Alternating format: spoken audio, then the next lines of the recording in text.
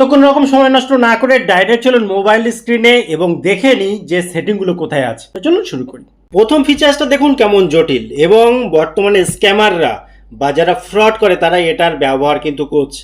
ধরুন আপনি একটা অ্যাপ খুললেন, ব্যাংকিং অ্যাপ, সেই অ্যাপের উপরে আরেকটা অ্যাপের স্তর এমনভাবে দেবে আপনি বুঝতেই পারবেন না।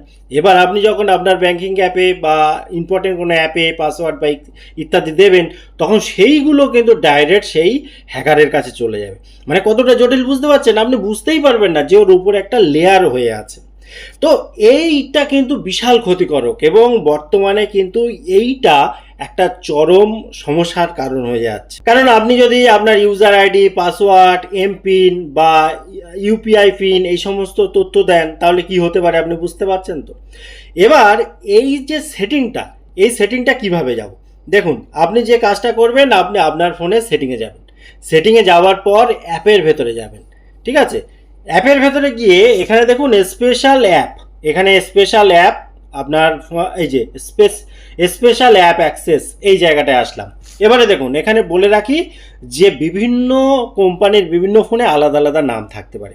যেমন কারোর ফোনে হয়তো থাকলো অ্যাপিয়ার অন টপ, এবার এই ফোনে যেমন রয়েছে ডিসপ্লে ওভার আদার অ্যাপ, আবার কোনো ফোনে থাকবে draw other app, overlay permission, display pop up window, show over other app, তারপরে ফ্লোটিং উইন্ডো পারমিশন, এই ধরনের বিভিন্ন নাম কিন্তু থাকতে পারে। আপনি আপনারটা দেখে নেবেন।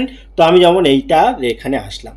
এবার এখানে দেখুন তিনটে অপশান, যে all, allowed are not allowed. এখানে দেখুন অ্যালাউডে কতগুলোকে পারমিশন কিন্তু দেওয়া আছে। আপনি জাস্ট অবাক হয়ে যাবেন যে এই সমস্ত অ্যাপকে আমি পারমিশন দিয়ে রেখেছি, আমি তো জানিই না। কারণ এরা আপনি কোনো একটা অ্যাপ চালাচ্ছেন তার উপরে কিন্তু স্তর করে দিতে পারে, এবং সেই পারমিশন আপনি দিয়ে রেখেছেন। হ্যাঁ, আমি মানছি যে এগুলো হয়তো বা আপনার ফোনে যেগুলো রয়েছে সেগুলো ভালো এবং ট্রাস্টেড, আপনি ভরসা করেন, ঠিক আছে। কিন্তু এর ভেতরে যদি এমন কোনো, একটু খুঁজে দেখবেন, এমন কোনো অ্যাপ থাকে যে অ্যাপ আপনি চেনেন না, বা কোনো এক সময় হয়তো থার্ড পার্টি কোনো রকমে ঢুকে গেছে, আপনি খেয়াল করেননি, সে কিন্তু একদম পুরো ক্ষতি করে দিতে পারে। আপনি এই প্রবলেম থেকে বাঁচার জন্য কি করবেন? আপনি এই প্রবলেম থেকে বাঁচার জন্য জাস্ট আপনি সেই অ্যাপটাকে আইডেন্টিফাই করুন যে অ্যাপটা এই ধরনের সমস্যা তৈরি করতে পারে। এখানে কি করবেন? আপনি তার সেই অ্যাপের উপরে একবার ক্লিক করবেন। ক্লিক করে এখানে দেখুন ডিসপ্লে ওভার আদার অ্যাপ, বা আপনার ফোনে যে নাম রয়েছে এইটাকে অফ করে দেবেন। এবার সেকেন্ড সেটিংটা দেখুন, খুব বেশি ইম্পর্টেন্ট, কারণ এই সেটিংটা শুধুমাত্র প্রতিবন্ধী যারা তাদের জন্য দেওয়া হয়েছিল, কিন্তু হচ্ছেটা কি? হচ্ছেটা উল্টো। এই সেটিংটার ব্যবহার কিন্তু খারাপভাবে হচ্ছে।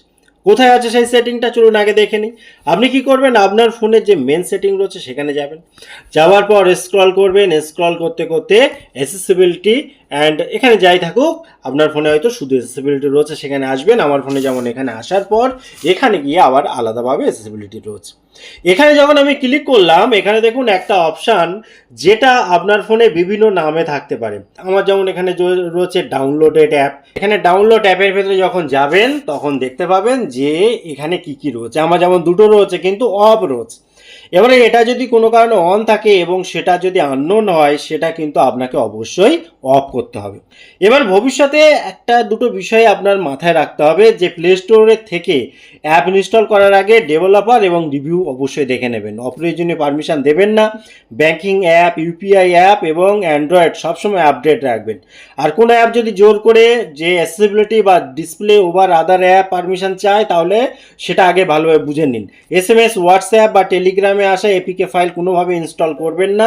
শুধু এখানে কেন, যে কোনো এপিকে ফাইল ইনস্টল করার আগে শতবার ভাবা উচিত। প্লে প্রোটেক্ট অবশ্যই চালু রাখবেন। অজানা স্ক্রিন শেয়ারিং বা রিমোট কন্ট্রোল অ্যাপ ইনস্টল করবেন না। নিয়মিত স্পেশাল পারমিশনগুলো একবার চেক করে নেবেন।